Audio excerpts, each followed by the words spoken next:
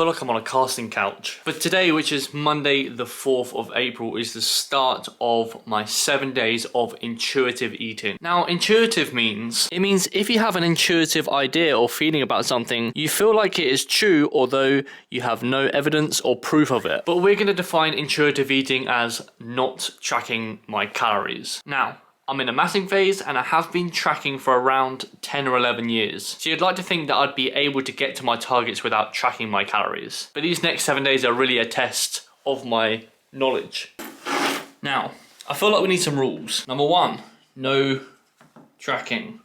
Number 2, I have to try and hit at least 3,000 calories. Of these calories, 200 have to be from protein. And that's pretty much the rules. Now, intuitive eating really promotes listening to your body. So not just eating when your app tells you to eat, but actually eating because you're hungry. So I'm suspecting a couple of things. Number 1, I think I'm gonna undereat. I think that out of the 3,000 calories I need to hit, I'll probably hit around 2,500 calories. And number 2, I think that my protein will be quite low as well. I instinctively go for carbohydrates. So they're my 2 guesses right now. But what I'm gonna do is take you through every single day and I will estimate each and every single meal. I will write them down and then add them up in MyFitnessPal after I have completed this week. Then we'll see how far I am off my targets.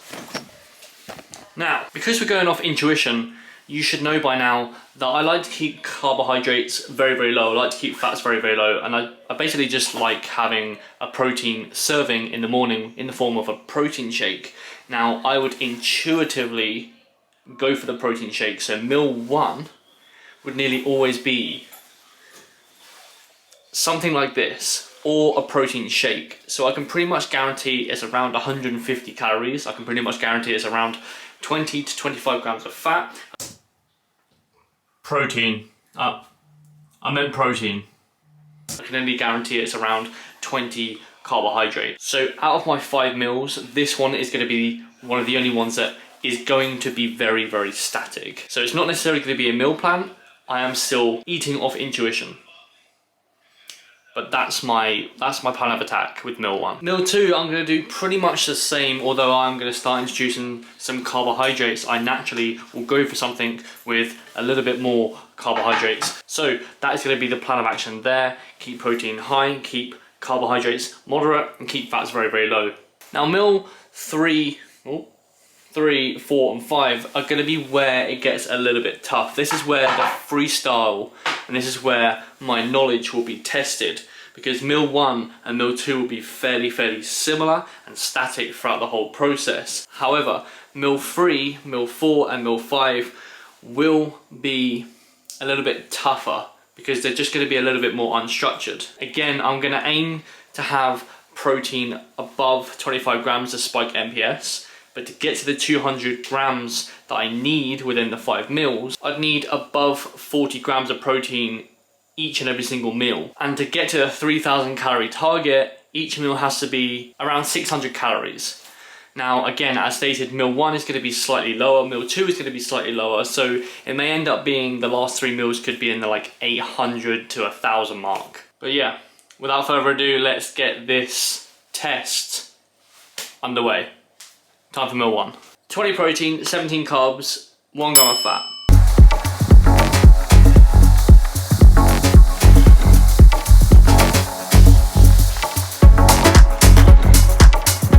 Macros for this wonderful meal is going to be around 380 to 400 calories. I reckon around 25 grams of protein, maybe like 7 fat, and like 50 carbohydrates.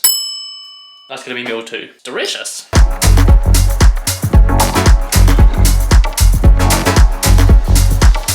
Pre-workout meal, and we have the regular. We have beetroot, rice, and we have barbecue chicken.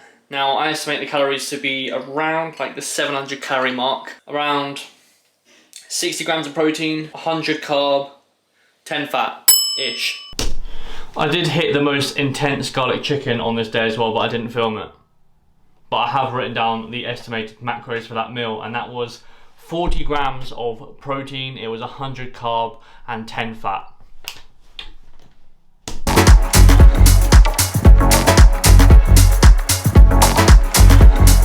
we have the Cocoa Pops with whey and milk.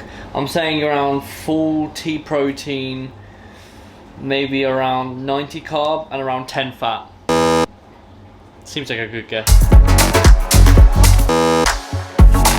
We had a busy day of coaching and running errands, but I have to fill you in with 3 meals. Number 1 is a trusty protein shake. Now, we know the macros for that. Do we need to say it again?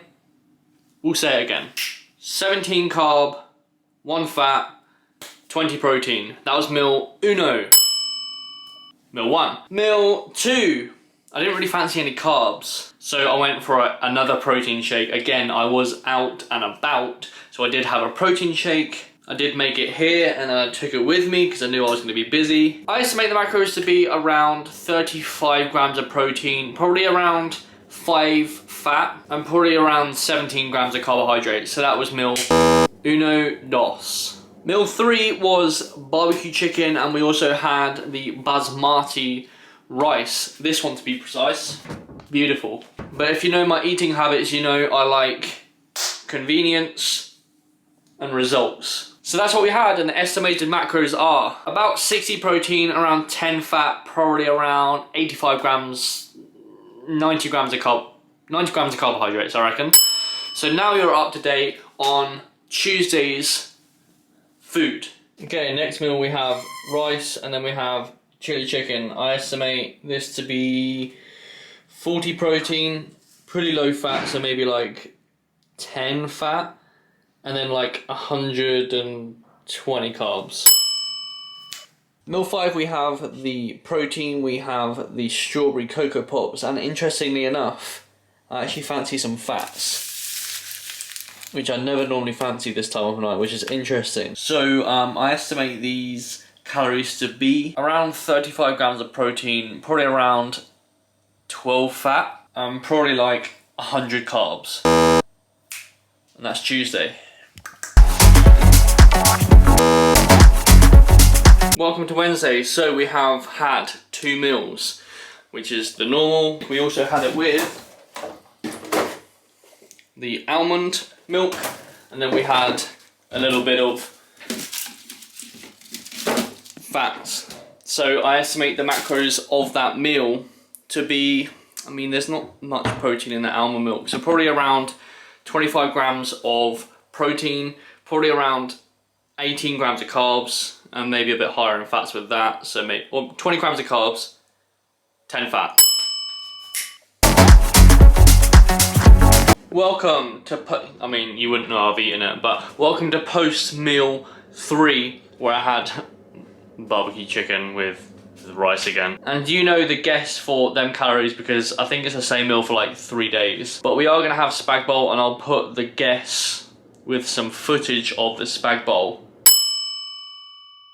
But this one's gonna be a bit tough. Anyway, I wanted to speak about, anecdotally, which is very weird, anecdotally, and I think I spoke about this before, but anecdotally I am going for a little bit more fats, which is very unlike me, because I'm a carb guy and I'm a protein guy. I'm not a fat guy.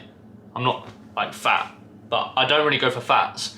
But I am naturally gravitating towards like chocolate. I'm listening to it because I'm doing the intuitive eating thing. Don't know why I'm doing that. That's insinuating eating, I think. But it's very weird. It's odd. But again, I'm listening to my body this week. What are you telling me? Eat chocolate. Okay. Welcome to Thursday. I've already eaten 2 meals today, and they were exactly the same as the last 2 days, so I'll stick to them guesstimations there. However, this meal I've changed. This is meal 3. And again, I don't fancy carbohydrates, I fancy more fats. So I've just gone for salad with a crap ton of beef. Specifically, 240 grams of beef. So I'm gonna enjoy this. I should probably guess the macros. Probably around 60 grams of protein. It's gonna be less than 10 carbs. Maybe 10 carbs. Fat probably about 15 grams because it's beef. We'll do that. I'm going to guess the macros for this meal are 50 grams of protein, 100 grams of carbs, and around 10 fat. 40 protein, 20 fat, and around 130 carbs. Welcome to Friday. We have a change to meal one. Meal one, we normally have that protein shake, but I've gone for a different protein shake. Now, intuitive eating means you can still read labels. So this one is slightly lower in carbohydrates. It's got 10.5 grams of carbs. It's about the same fat, but it has 2 extra grams of proton. Hence the UFit22 instead of the normal one, which has 20 grams. So that's the only change so far. Peace and love. Meals 2 and 3 were exactly the same, so they are either right or completely wrong again.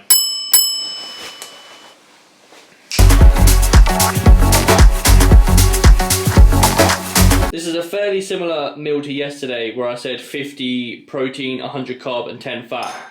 Mince generally is lower in protein, so I'm going to say 40 protein, 100 carbs, 10 fat, 12 fat, 12 fat. I realised I started to eat this and then I was like, I haven't done the guess, but this is the same as yesterday's meal. It's very nice.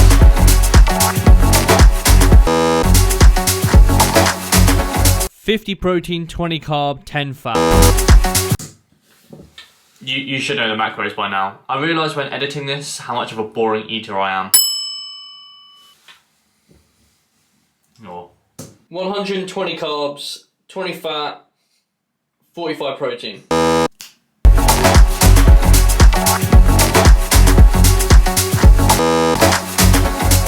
Give you so many. We got the UFit. You know the macros for the UFit. Sick.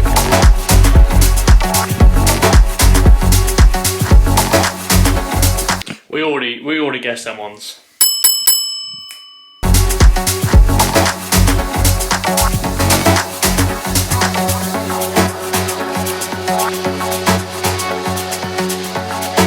"40 protein, 20 fat, 50 carbs.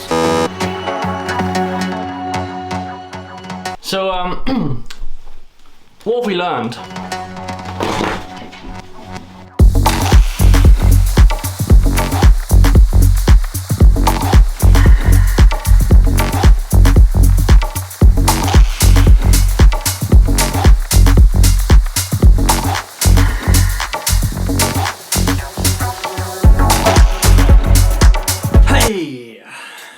Welcome. So what did we find out about this experiment? Will we be intuitive eating for the foreseeable? And could you intuitive eat? Now, I would say you need to know your body very, very well. Like, I've been training for 11 years and I still got things wrong. So you need to be very, very in tune with your body if you want to intuitive eat and competitive bodybuild. Even if you want to maximize your hypertrophy or maximize your gains, I would still say you need to know your body very, very well. I think if you're the average gym goer, I think that you could probably get away with intuitive eating and still make quite cool gains. Again, however, it's just how much you want to maximize that. Like, I wasn't close enough with my days. I wasn't close enough with my calories. I wasn't close enough with my protein. So if you want to maximize your gains, intuitive eating is probably not for you.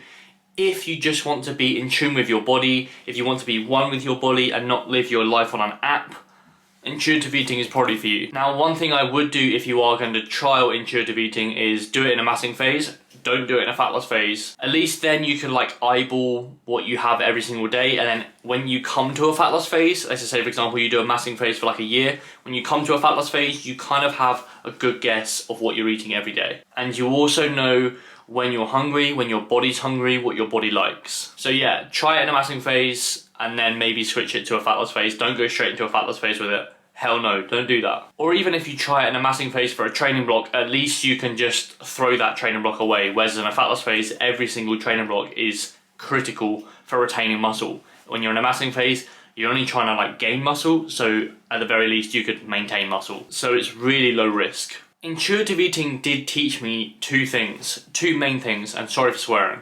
I need to really acknowledge that my body wants more fats. My body really reached, interestingly, for fats. I assumed myself that I was a protein and carb guy and not really a fat guy. However, I went for fats, which again, that was very interesting. I found that like even after 11 years of training, I still got that wrong, which was interesting. So that's definitely one takeaway. I am going to be increasing my fat intake and decreasing my carbohydrate intake and just see how I get on here. Again, my body wants more fat, so I'm just going to give it to it. Now, is it more optimal for more carbohydrates, less fats? Probably, but I really want to be in tune with my body, you know? Number two, and interestingly enough, I only ate 4 meals on a Saturday and Sunday, so I think when I go back to tracking my calories, I think I'm only going to have 4 meals instead of the 5. Again, listen to my body, I just don't need it. So I think what I'm going to do is eat 5 meals in the week and then weekends 4 meals. Overall, it was a fantastic test and I'm really glad I did this, especially in a massing phase. I'm going into my competition prep, so I wouldn't have been able to do this in the competition prep. So I'm glad I did the test in the massing phase. I also learned quite a bit about my body, which is good. And don't be scared to do these tests once in a while. Bodybuilding or fitness is all about kind of trial and error. We see quote unquote optimal on a page, but your preference is 9 times out of 10 you're optimal. So if you like to do something, you're gonna stick with that, which means that's your optimal. You're not gonna stick with quote unquote optimal if you don't enjoy it. And that's a fact. Unless you're an amateur bodybuilder, then of course you are a robot. But as always, I hope you have enjoyed the vlog. Make sure you like, you share, and you subscribe, because I have noticed that 70% of you who watch these videos are not actually subscribed, so hit the subscribe button, and I'll see you in 5 days.